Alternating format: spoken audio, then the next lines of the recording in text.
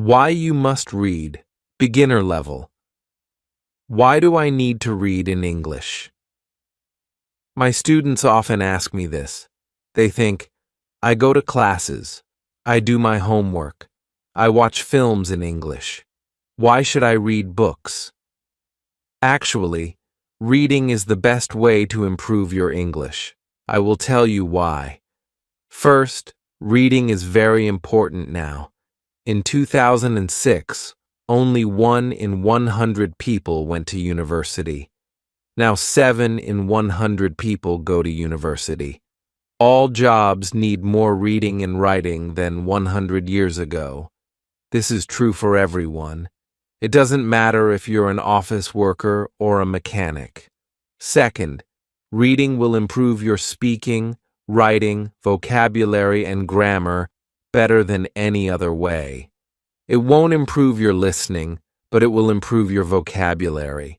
And when you have a better vocabulary, you can listen more easily and improve your listening that way. In school, you probably read lots of English. You probably read boring textbooks and stories with exercises at the end. But I'm not talking about that. I'm talking about reading for pleasure. That means reading a book you enjoy because you enjoy it.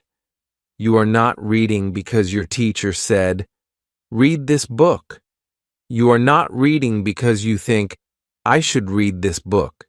You are reading because you want to. In 1965, they did an experiment in schools in America. These schools were for boys who had done crimes. For example, some of them stole things. They gave some of the boys free books. They were fun books like James Bond. They said, you can do what you want. You don't have to read the books. But the boys did read the books. They read a lot of books. Some boys read a book every 2 days. After 2 years, they gave the students a test. The students who got the books got better at reading and writing, and they liked school more. The students who did not get the books did not get better at reading and writing. Actually, some of them got worse. This isn't just true for native speakers. They also did an experiment on students learning English in the Fiji Islands. They used 3 ways to teach. The first way was normal English teaching. They did grammar classes, exercises, and so on. The second way was reading in silence. The students read books in class. The third way was reading together. The teacher read books to the students. After 1 year, the 2 ways with reading were the best. They were much better than the students who did normal English classes. They did the experiment again in Singapore. There, the students who read in silence did very well. They did the best in grammar tests. Other students did grammar classes, but they did worse in grammar tests. In normal classes, we try to remember grammar and vocabulary. When we read, we learn them naturally. Maybe you're thinking, when I read in English, it's too hard. I have to use the dictionary all the time. It's boring. I can't do it. I understand. So I wrote this book. I think this book will make you like reading because the stories are easy and fun. The early stories are short and easy, and the later stories are longer and harder. When you finish the book, you will think, wow, I did it. I make a podcast called Learn English with Listening. 9 of the stories in this book I wrote for Learn English with Listening. One of the stories I wrote for this book. But when I made this book, I made the stories better. Now you can read the stories at beginner, pre-intermediate, intermediate, or advanced levels. The stories are all fairy tales. Some are very popular fairy tales, but some are not so popular. One of them I wrote myself. Maybe you're thinking, Fairy tales? Fairy tales are for children. I need useful vocabulary. I need to learn about business and science. That can't be fun. Actually, the vocabulary in these stories will be useful. McKeown did an experiment where he looked at vocabulary in 22 novels. 85% of the words were on academic word lists. These are lists of words that you need to know to study at university. Rolls and Rogers also did an experiment. They said, if students read 1,000,000 words of science fiction, will they learn important science words for studying at university? The answer was yes. So yes, fairy tales are useful for you too. But I understand if you still don't believe me. When I learned about all this, I found it hard to believe too. But I like to try new things, and I love learning languages. So, in 2017, I decided to do an experiment.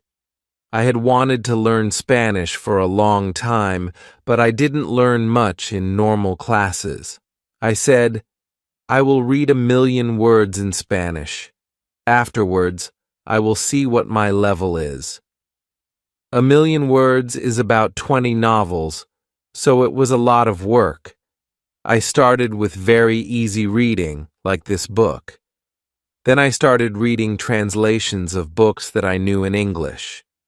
For example, I have read Harry Potter and Game of Thrones in English, so I read them in Spanish too. Finally, I read new books in Spanish. I read Latin American authors, that means writers, such as Isabel Allende, Luis Jorge Borges, and Manuel Puig. I loved them. I also listened to podcasts, but I always read the transcripts and added the words to my goal. After I finished reading 1,000,000 words, I wrote and talked to native speakers. I was at an intermediate level. I could understand almost everything I read. I could understand people when they spoke clearly, and I could have conversations. And I had spent most my time reading, not speaking. In 1 year, I learned more than most students learn in 5 years.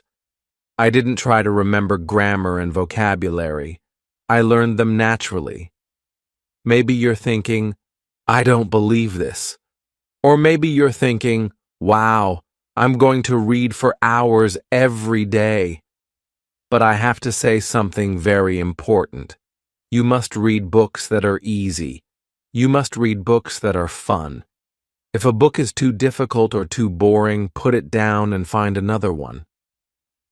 Stephen Krashen, an expert in language teaching, says, only read things in English that are fun and interesting.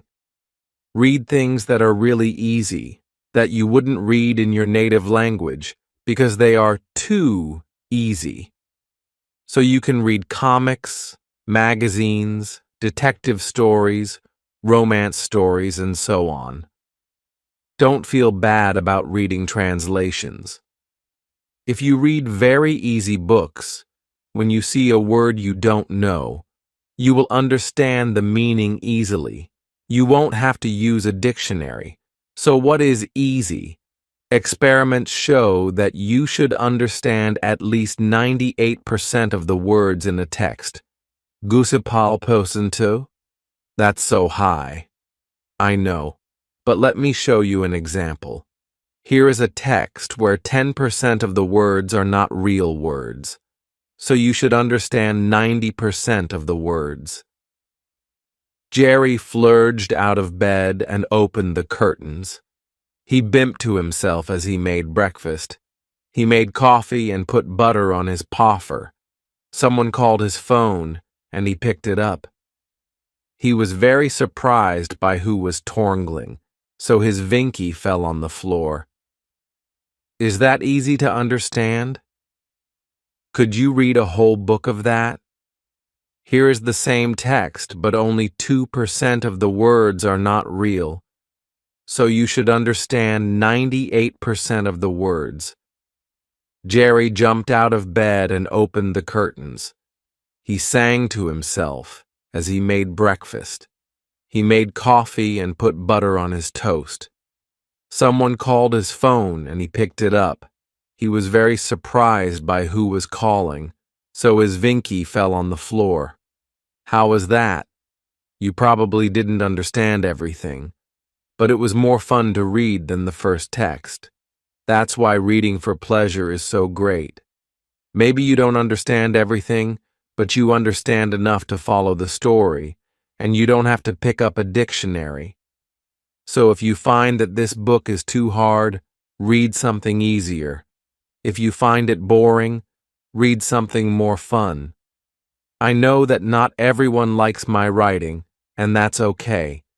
Find a book that is good for you. When we have fun, we learn much more. Because I want this book to be fun, it has no exercises in it. I thought about adding them after each story, but I don't think it's a good way to spend your time. Instead, you should read more. Read for pleasure. If you finish this book, you can try the level above. Because you already read the stories, you will know them well, and it will be easier to understand. But maybe when you finish this book, you will love stories. I hope so. If you do want to read more, you can listen to my podcast, Learn English with Listening. I write a new story every week with audio and text, and there are over 100 episodes for you to listen to. Happy reading and happy learning. Why you must read, intermediate level. Why do I need to read in English? I get this question a lot from students. They argue that as long as they're going to classes, doing their homework, and watching films in English, there's no need to sit down with something as boring and old-fashioned as a book. Well, to put it simply, they're wrong. In fact, reading is the best thing you can do to learn English, and I'm here to tell you why. Firstly, reading skills are more important than ever, whether that be in English or your native language. In 2006, only 1 in 100 people went to university. Now, it's 7 in 100. All jobs, from office workers to mechanics, require far more reading and writing than a century ago. The competition is higher, and readers win. Secondly, reading is the best way to improve proficiency in English overall. Yes, you heard me right. Reading will improve your speaking, writing, vocabulary, and grammar far more efficiently than any other method. It won't improve your listening skills, but it will give you the vocabulary necessary to train your ear quickly. But it's not just any reading we're talking about. In school, you probably read lots in English, boring textbooks and stories with exercises at the end. No, we're not talking about that. We're talking about reading for pleasure. That means reading a book because you enjoy it. Not because your teacher told you to, not because it's what you're supposed to read to improve your English. No questions, no book reports, just pure pleasure. Yeah, right, you're probably thinking. That's too good to be true. Let me show you. In 1965, an experiment was carried out in juvenile delinquent reform centers in America. One group of the students were given free books. They made sure they were exciting books that would appeal to young boys, such as James Bond. But unlike most reading programs, they were not required to read the books. They were simply given them. They could throw the books away, give them back, or draw on the pages, and nobody would punish them for it. But the boys did read them. They read a lot of them. Some of them read a book every 2 days. At the end of 2 years, they tested the students. Not only did their reading and writing greatly improve, so did their attitude towards school. But the students who were not on this program stayed the same. In fact, some of them got worse over the 2 years. This isn't just for native speakers either. A study of English as a second language, ESL, students in the Fiji Islands looked at 3 methods: traditional English teaching, sustained silent reading, which means reading in silence for a long time, and a more conventional reading program, where the teachers read aloud to the students. By the end of the first year, students taught with the 2 reading methods had a 15-month advantage in English ability compared to the 6.5 months of the traditional method.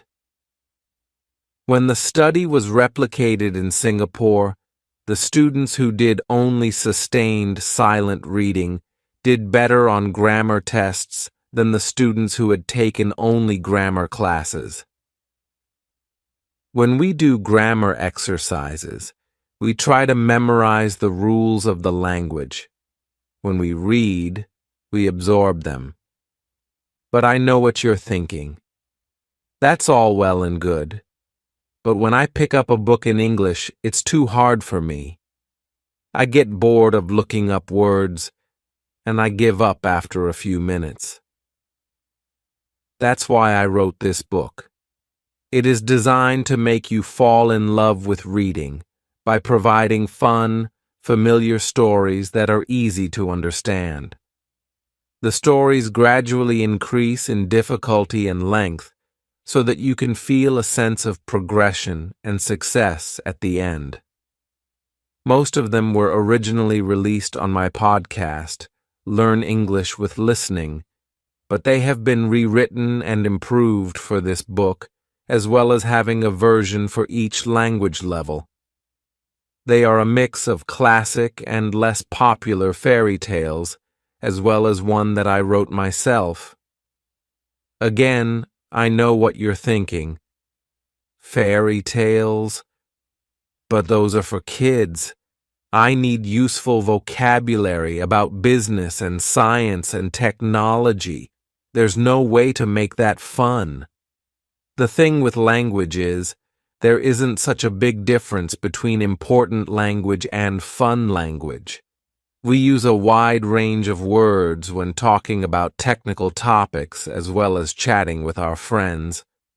A study by McQuillan examined vocabulary in 22 novels and found that they included 85% of words on academic word lists. Rolls and Rogers found that if a student read 1 million words of science fiction, they would acquire many of the technical words required for a science degree. So yes, reading fairy tales will help your English in all areas, even for academic purposes. As an English teacher, I've seen many times that the students who do the best are those who read the most. For IELTS, for university, for business, or just for travel, reading is the factor that predicts success. But I understand if you're still unsure. When I learned about all this, I was too. But I like to experiment, and I have a passion for learning languages. So in 2017, I decided to test this theory. I had wanted to learn Spanish for a long time, but aside from struggling with Duolingo and not really learning anything, I hadn't made a serious attempt. I set myself a goal. I would read 1 million words in Spanish and see what my level was afterwards. 1 million words is roughly 20 standard-length novels, so it was a huge task. I started with very easy resources, like transcripts of podcasts for learners, but I avoided anything that felt too much like work. Once I'd learned the basics, I started reading translations of books that I knew in English, such as Harry Potter and A Song of Ice and Fire. You might know it as Game of Thrones. Finally, I was ready to move on to completely new books, and I fell in love with Latin American authors such as Isabel Allende, Luis Jorge Borges, and Manuel Puig. With the reading, I also listened to podcasts, but I always read the transcripts and counted the words as part of my reading. After I achieved my goal, I tested myself by writing and talking to native speakers, and found I was at a decent intermediate level. I could understand almost everything I read, understand clear speech, and have conversations at a comfortable level, even though I had barely spoken the language since I started learning. I had been learning for about a year, and I had made more progress than most students make in 5 years. I didn't memorize the vocabulary and grammar rules. I absorbed them. By this point, you're either thinking, this is all complete nonsense, or you're super excited, ready to start reading for hours a day. But the next thing I'm going to say is extremely important. You must read books that are easy. You must read books that are fun. If a book is too difficult or too boring, put it down and find another one. Stephen Krashen, an expert in the field of second language acquisition, says, "Read only material in the second language that is genuinely fun and interesting. Material that is so easy that you probably feel guilty reading it in your primary language. This is your excuse to read comics, magazines, detective stories, romances, etc. There is no shame in reading translations. Ideally, you want to be reading a book so easy that when you see a word you don't know, you can understand the meaning from context. Research has shown that in order for this to happen, the text needs to be at least 98% known words. $90%? That's so high. I know, dear reader. But let me show you an example. Here's a text where I've replaced 10% of the words with nonsense words. That is, it's 90% comprehensible. Jerry flurged out of bed and threw open the curtains. It was a beautiful day. He bimped to himself as he did his daily routine, pouring coffee and buttering Poffer. But then his phone rang, and the person torngling was so unexpected that he dropped his Vinky on the floor. Is that easy to understand? Could you read a whole book of that? Here's the same text, but 98% comprehensible. Jerry jumped out of bed and threw open the curtains. It was a beautiful day. He sang to himself as he did his daily routine, pouring coffee and buttering toast. But then his phone rang, and the person calling was so unexpected that he dropped his Vinky on the floor. How was that? Even if you couldn't understand everything, I bet it was far more enjoyable to read than the first text. And that's the magic of reading for pleasure. Even if you didn't understand everything, you got enough to follow the story and keep going without having to pick up a dictionary. So if you find that this book is too hard, put it down and read the level below.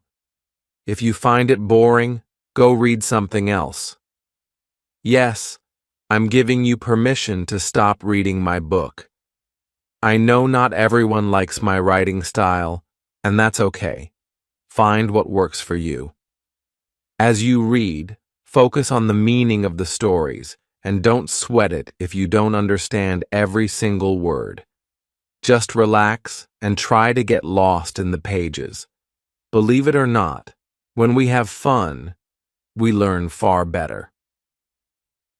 The levels of these volumes are based on the Common European Framework of Reference, a system for defining language levels. You'll know them as A1, A2, B1, B2, C1, and C2, although these books only cover A2 to C1.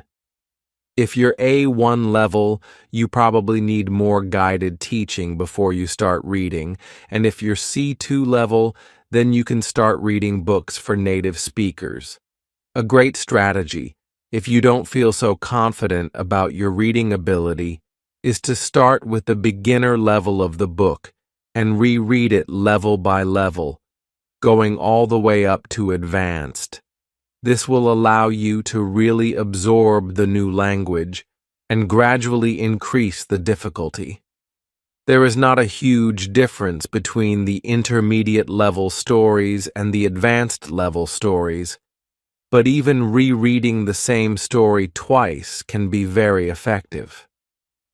We need to repeatedly encounter new words and phrases before our brain can really understand them. Finally, this book has no exercises in it. I considered adding them after each story, but it would contradict everything I just told you. The most effective way to spend your time is reading for pleasure, and exercises distract from that. If, however, you finish this book and find yourself wanting more stories, do go and listen to my podcast, Learn English with Listening. I publish a new story every week with audio and text, and there are over 100 episodes for you to listen through. Happy reading and happy learning.